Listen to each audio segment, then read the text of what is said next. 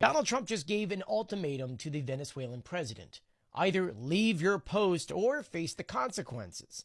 That is what's being reported from multiple sources right now. And we need to break it down because this is off of the back of the news yesterday that Donald Trump held a private phone call between him and the Venezuelan leader. According to the Miami Herald, they said here that Trump's message was blunt. He allegedly told Maduro that he could save himself and his inner circle with safe passage out of Venezuela, but only if he resigns his spot. Maduro declined this, saying that he would rather have a global amnesty for himself and his allies, plus the ability to step aside politically while still controlling the military. I need to add, at this very moment, the White House has yet to actually confirm that this was said.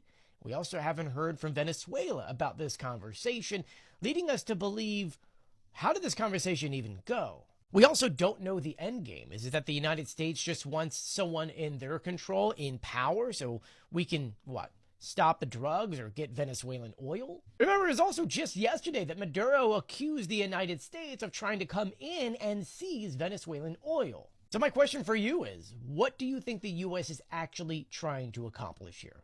Let me know what you think in the comment section below. I'll be sure to keep you guys updated, so please do share my videos and follow me for more. So right now we have the DOJ and Pam Bondi throwing Kristi Noem under the bus for saying that it was her order to send deportees to CCOT despite a court order telling her not to. And we've got Trump on Air Force One saying he never would have ordered the second strike that killed the survivors, thus throwing Pete Hegseth under the bus. So we're getting into the Hunger Games right now, like they're all just going to try to survive. And especially depending on what happens with this hearing with Hegseth, if he winds up getting impeached, does that start to, set all the dominoes falling where they can't be pardoned because you can't pardon somebody who's impeached. So no Trump daddy to the rescue, but everybody's looking to pin it on somebody else. We're really getting to that. And they're all going to look to pin it on Patel at some point, guaranteed, because he's the one in the room which they think they can do it to, because he doesn't know what the fuck's going on. So yeah, it's getting interesting. I dig it. I'm sitting in my car right now, looking out my front window at a flag flying high and wondering why it's not flying at half staff. Sarah Beckstrom, a National Guard service member, was just killed and died a few days ago, unfortunately. And I'm wondering, why is the flag not at half staff? Why is it not at half staff when we did the exact same thing in this country for a podcaster?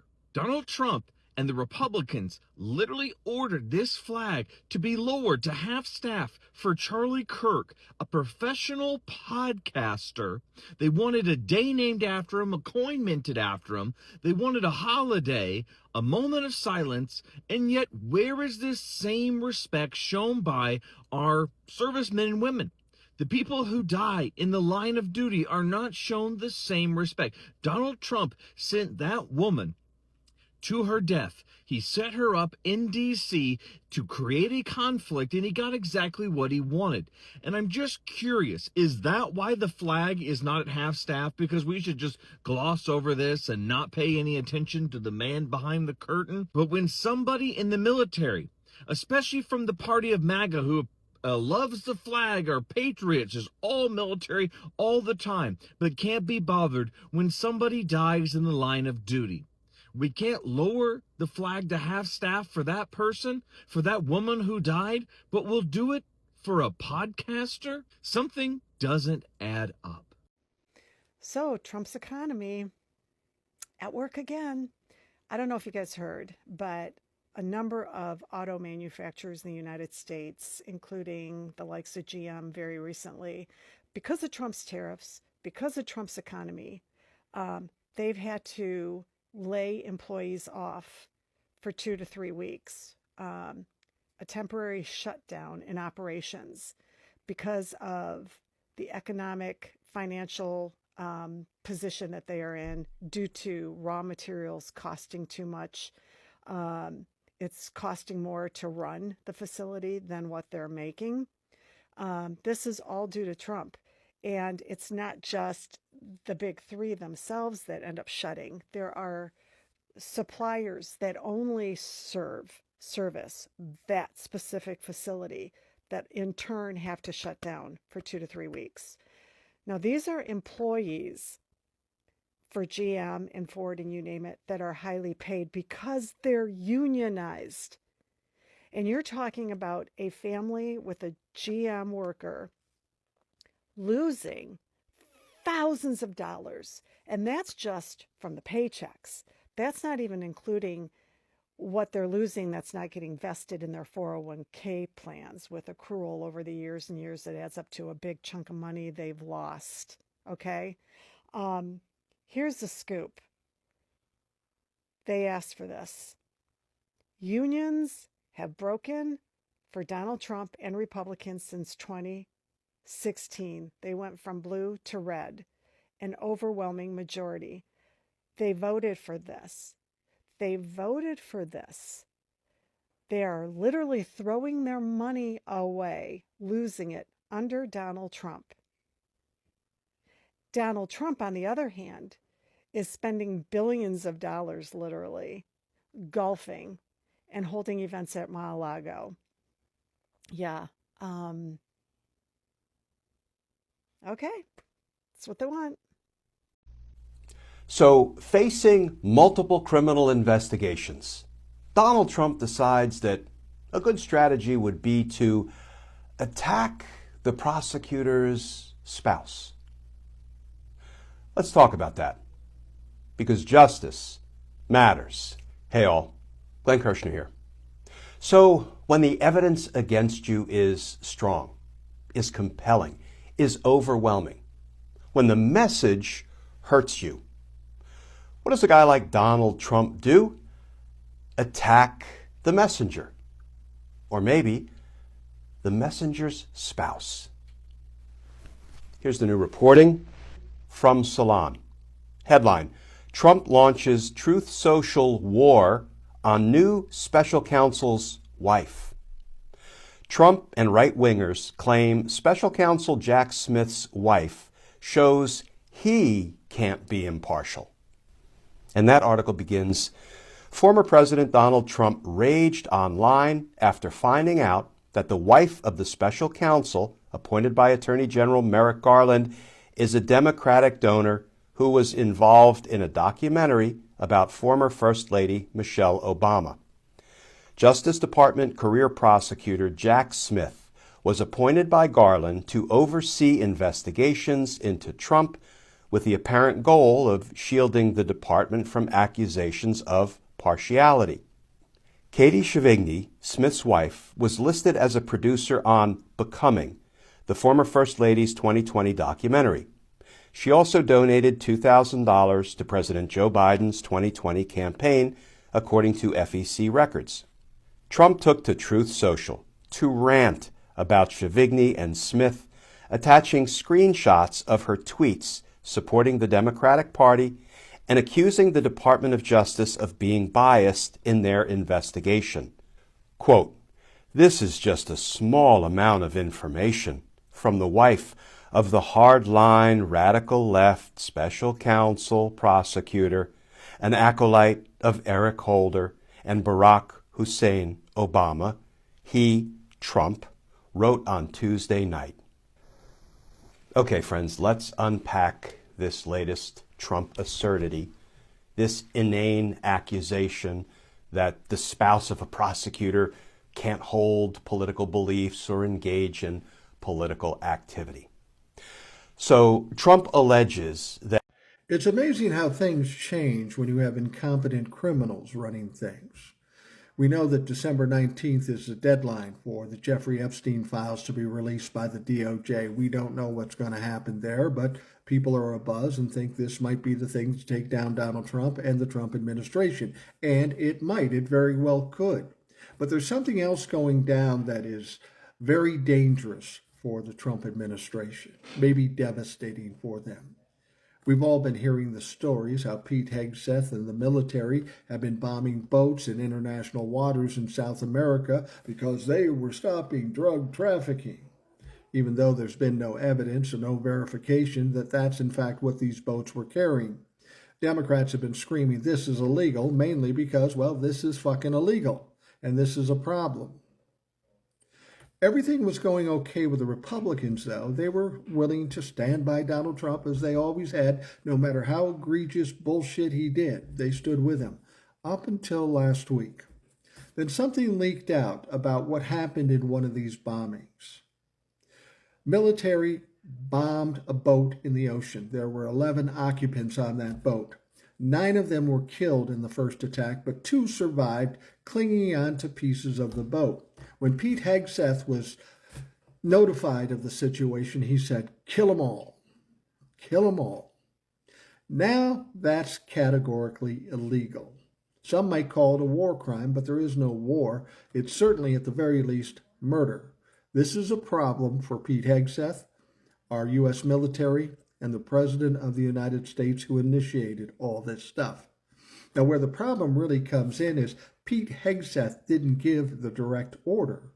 He gave it to an admiral to give the order, an admiral by the name of Frank Mitch Bradley. Now, this guy is a Trump-humping piece of shit who was put in there after they fired all the decent military brass, and he made the order. He gave the order to SEAL Team 6, who then carried out that order, an illegal order, something they shouldn't have done. So now not only Hegseth, maybe Donald Trump, Pam Bondi, who was involved in this mess too, this admiral and SEAL Team 6 are culpable in this crime. Why this is dangerous. What do you think is going to happen when the investigations start? Do you think that Donald Trump and Pete Hegseth are going to try to throw the admiral and SEAL Team 6 under the bus? Oh, of course they are. But do you think instead that the admiral and SEAL Team 6, the 6 members, are going to turn state's evidence, if you will, and then just tell on the big guys to save themselves? I think that's probably what's going to happen. There's going to be a lot of messy information coming out. It's all going to be hanging over Pete Hegseth, Pam Bondi, and Donald Trump. So we can worry about the Epstein files, and that'll be fun. But this one, because even the Republicans are angry, this one might even be fucking quicker. Mr. Donald J. Trump, my president. Sir, step aside. I want you to stay my president, don't get me wrong. Got so much bullshit going on with the Democrats, you gotta fight every freaking day. You can't get shit done. Please, I'm begging you, let we the people take this one, sir. We will go through these cities systematically, building by building, brick by brick. We will take these folks out permanently. You don't have to spend no money, not one penny. We'll save the American taxpayers lots of money and a damn sure pile of grief. We'll get her done, sir. You can bet your sweet ass on that. Good day. So this guy wants to go door to door to get rid of Democrats on behalf of President Trump. Right. Sorry to tell you this, guy, but they're not going to let you drag an oxygen tank along with you to go door to door to do anything. I have a feeling you have to call the ambulance when you're just walking from the back of a Walmart parking lot to the front door and you get halfway there and you realize you just can't make it. I know in your mind you feel like you're still young, but I'm looking at you and I'm telling you, all those years trying to find your courage in the bottom of a fucking bottle of alcohol, yeah, it took its toll, I can tell. Oddly enough, you actually look and sound just like my sperm donor, and he sounds just like you, and this dude would get so drunk that he would pass out in cat litter boxes. And after he found Jesus, after his AA meetings, he would talk like this, just like you. You ever had the shakes? You ever had the DTs, sir? When you're trying to go door to door and commit G-side against a political party, that might not help you very much.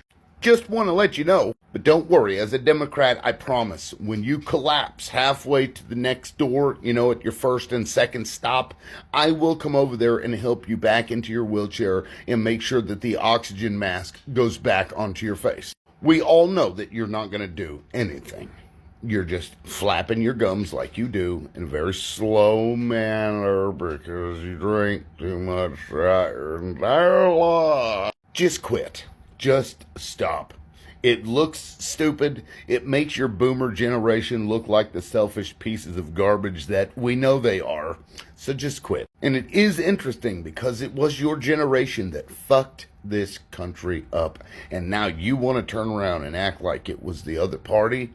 Nah, it was you motherfuckers. You claim to be the greatest generation, but you're supporting a fucking Captain Bonespur who dodged the draft. That's who you support. So grab your oxygen tank, grab your oxygen mask, get your fucking wheelchair together, get all of your nursing home buddies together, and go out there and go ahead and start. You can start at my house, and we'll make sure that it ends before it ever starts. Okay? But don't worry, when you're writhing on the ground, not being able to breathe, I will still try to help you because that's who we are. We see what you are. Have a good day. Peace. Every single member of Congress who voted to confirm Pete Hegseth should also be held accountable for his decision to order literal war crimes. Because there is no possible way that they could argue they never saw this coming when Pete put his pro-war crime views in writing, and then he published them into a book. I'm referring to Pete's 2024 book, The War on Warriors, Behind the Betrayal of the Men Who Keep Us Free. In the book, Hegseth writes a lot of very stupid things. A black or female soldier who gets promoted primarily because of the color of their skin or the genitalia between their legs gets people killed. But it's Pete's insane views on the Geneva Conventions that should have been all the warning that Congress needed to see that this man was a walking war crime waiting to happen. In the book, Pete criticizes military leaders and previous administrations for insisting that the U.S. military honor the Geneva Conventions. Pete writes, quote, "Should we follow the Geneva Conventions? Hey, Al-Qaeda, if you surrender, we might spare your life. If you do not, we will rip your arms off and feed them to hogs." Then later in the book, in the chapter titled The Laws of War for Winners, Pete criticizes the Biden administration's rule that said that service members would have to have some kind of evidence that a person was in fact an enemy combatant before they could just unilaterally blow their head off. We're talking about ending people's lives here. We aren't talking about situations where our troops are taking enemy fire and are in imminent danger. That fire would be the evidence that they needed, and the rule wouldn't apply anyway. So what Pete is advocating for here is putting lead in people's brains without any evidence that they aren't just an innocent civilian, all for the crime of just existing in the same part of their own country as our service members. And by the way, this isn't the point of the video, but I would be remiss to not point out that what Pete is advocating for actually puts deployed service members at far greater risk than following the conventions. Torturing enemy combatants increases the likelihood that our own troops will be tortured to death if and when they are captured. And I know that I'm biased as the wife of an active duty service member, but I would very much prefer that my husband not be tortured to death just because Pete wants to feel like a big, strong boy. So yeah, any member of Congress who claims that they had no way of seeing this coming is full of The red flags were sitting on their bookshelf all along. Be sure to like and subscribe, guys. Hello and good morning. Well, welcome back to me, I guess. I hope everybody had a good holiday. I kind of, had to pay attention to the company and the grandchildren, because I ran away and left them in the park on Wednesday. Anywho, in today's episode of As the White Hood Turns, have y'all heard about the boat bombings, right? Let's talk about the boat bombings. So we know Keg's Breath has been bombing the people over there near Venezuela, claiming that they are delivering drugs and whatnot. And I don't know. I'm not familiar enough with what goes on the high seas to know if that could even remotely be true. But what I do know is they just out here bombing people willy-nilly, right? But that's not the story. the story is they asked Sid about the bombings. And you know what Sid said? He didn't know. He said he didn't know nothing about it. And when they asked him, when he said, when Hegseth gave the order to kill them all, he said he didn't know nothing about that. And he said, even if he did, the first one would have been enough. The second one, he didn't. He wouldn't have wanted a second one. But my question is, for y'all, he don't know nothing. Anytime they ask him a question about anything, he don't know nothing. Matter of fact, they asked him about his MRI. He said he didn't know nothing about the MRI. Bitch, was you in the machine? That's what we want to know. Inquiring minds want to know. Were you even in the machine, sir? Anywho, I think at this point, y'all just need to stop asking him questions because he don't know nothing.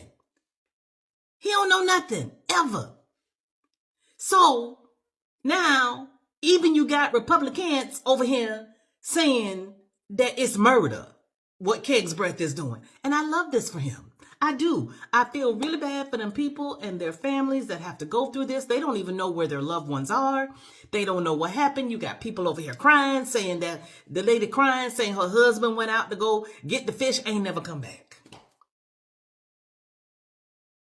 Now, again, miracle. What is y'all doing? Okay, I'm sure there'll be more for today, but just all I got to say is, if your president don't know what the people's in his cabinet is doing, that's a problem. There is no plausible deniability. You the president.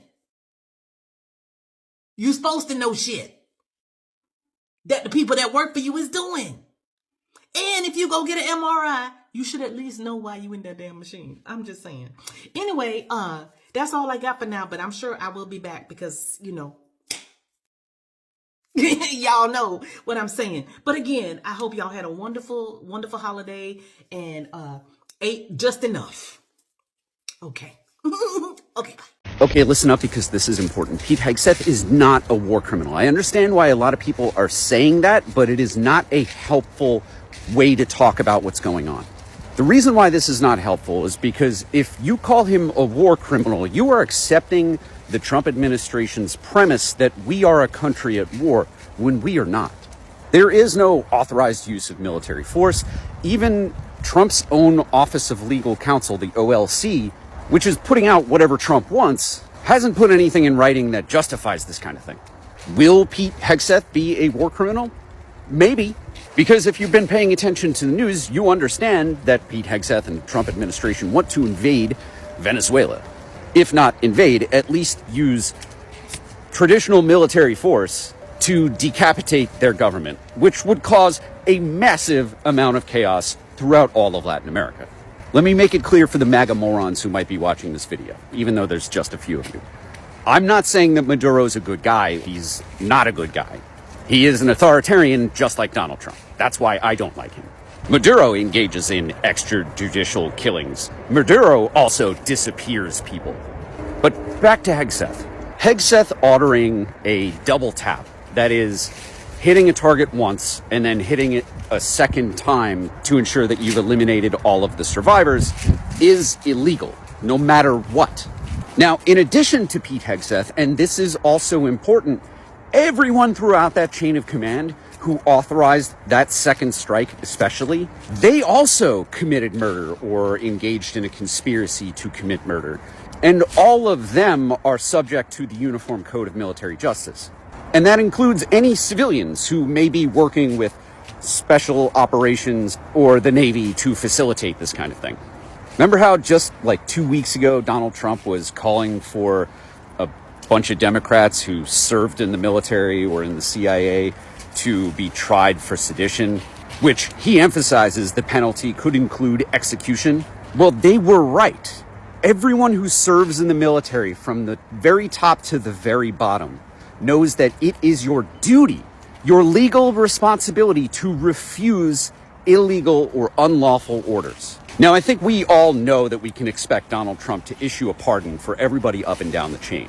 But we, the people, we shouldn't decide that prosecutions and investigations are unnecessary because Donald Trump will ultimately make sure that every one of his co-conspirators get away with it. We still have to exercise as if this democracy still works. And if the pardons are issued, we don't ultimately lose. If the pardons are issued, it is because we are still doing the right thing. We are still working to protect justice. And every time that Donald Trump goes out and does something that's so egregious that even MAGA is horrified by it, it weakens his coalition. And look, I know that Democrats might be a little skeptical or gun-shy about impeachment, but Donald Trump can't issue pardons to save himself or anyone else from being impeached. And that includes Pete Hegseth. And let me tell you, it would be a fuckload easier to impeach Pete Hegseth if Donald Trump issues him a pardon. So let's do our democratic duty, call for investigations, make sure that we've got all of the facts. Congress needs to fulfill its role. And let's put the pressure on the Republicans to impeach the Secretary of Defense, Pete Hegseth. Donald Trump doesn't have loyalty to anyone. You have never seen him maintain loyalty to anyone when they get too expensive for him. So he will eventually dispose of Pete Hegseth. And the world will be a safer place without Pete Hegseth as Secretary of Defense. Is the U.S. economy in recession? And is our unemployment rate significantly higher than they want us to believe? Those are the issues. Let's talk about it. JP Morgan just raised the probability of a recession to 40%. And if you think that this is just a headline, understand this. It directly affects your quality of life, your job security, and your money. Here's what's happening. For years, when the U.S. government needed to bury bad news, they released that information on Friday after the markets closed, hoping that no one would notice. But under Donald Trump, that playbook has been turned completely on its head. You've already seen the headlines. The head of the Bureau of Labor Statistics was fired right after Donald Trump got bad news, information that he did not want to hear. After her removal, she publicly warned that America should be deeply concerned about the independence of our economic institutions. Now, you may think that that's a small thing, but that's not a small thing. When you undermine the credibility of agencies that track unemployment, inflation, wages, and the GDP, you undermine the public's ability to understand what's actually happening in the economy. That's exactly what authoritarian governments like China and Russia have been doing for a very, very long time. During the COVID pandemic, China suspended youth unemployment data for months when the numbers became politically embarrassing. Russia stopped publishing key trade and economic indicators when the sanctions made data look devastating. Now we're seeing the same pattern in the United States. As I said earlier, Trump fired the nation's top labor statistician. The administration canceled the Bureau of Economic Analysis' third quarter GDP report. And they repeatedly attack their own economic data whenever it contradicts the political narrative they want you to believe. This isn't spin. This is data suppression. This is the deliberate removal of information so the public can't see the true condition of the economy. So what does this mean for you? It means you can't rely on the official numbers as easily as before. It means inflation may be hitting you harder than reported. It means unemployment might be climbing faster than what's being published. And it means you need to be even more vigilant, because when government starts manipulating economic data, the people who get hurt first are everyday workers and families, not Wall Street.